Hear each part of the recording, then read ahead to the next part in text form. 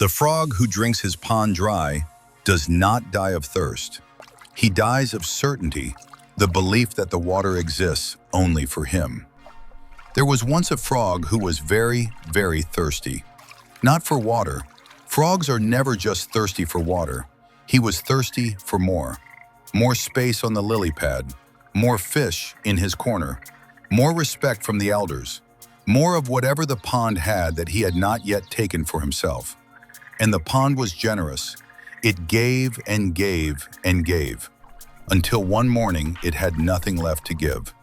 And the frog stood at the edge of what had once been the most beautiful water in the forest, dry, cracked, completely silent, and finally understood the one lesson the pond had been trying to teach him his entire life.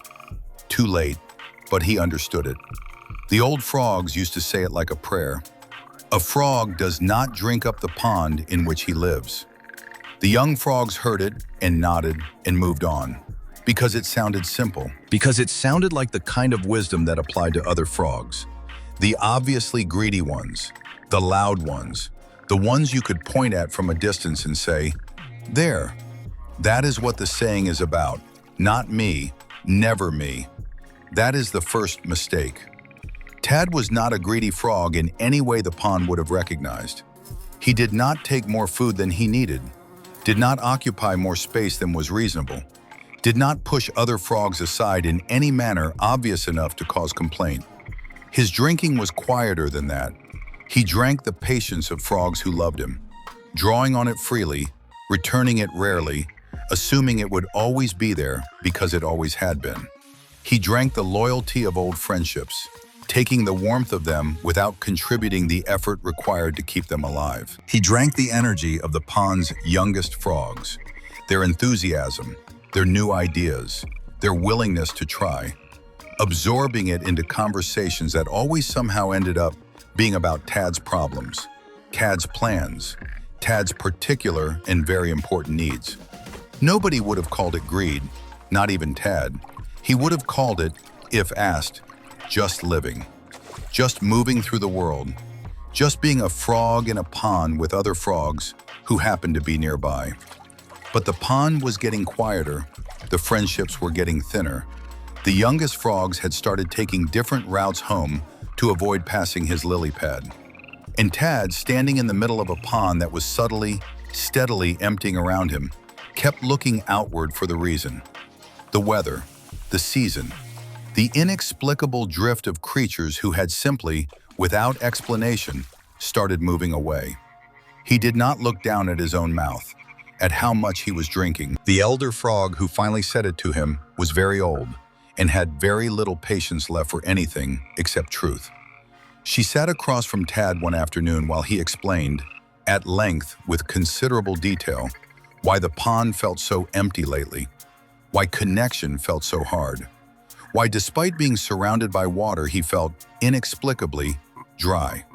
She listened to all of it, then said, "When did you last give something to the pond that you did not expect back?" Tad opened his mouth, closed it, opened it again, and the silence that came out of him in that moment was the most honest thing he had said in years. Here is the oldest wisdom in the forest, not complicated, not hidden, sitting in plain sight in a sentence so short it takes 3 seconds to say and an entire lifetime to actually practice. You cannot keep taking from the thing you need to survive, not from the pond, not from the people in it, not from the relationships, the friendships, the communities, the trust that gets built between creatures who choose to share their water with each other. Every pond has a limit. Every relationship has a depth.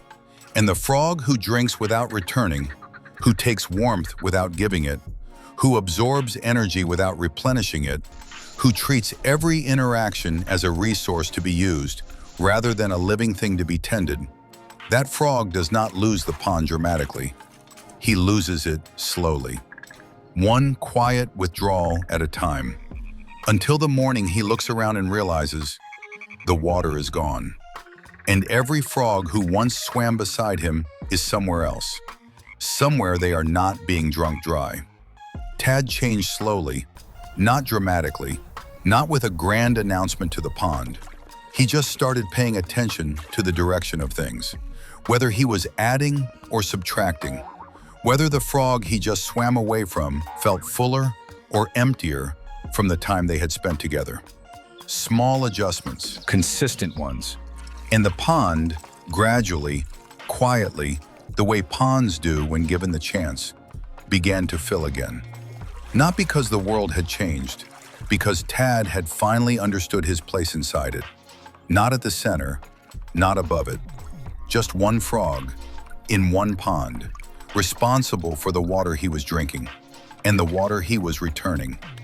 His name was Tad, and he never forgot the sound of a pond going dry. It sounded exactly like everyone leaving at once, so quietly you almost missed it. Almost. Stay with us. The pond has more stories to tell.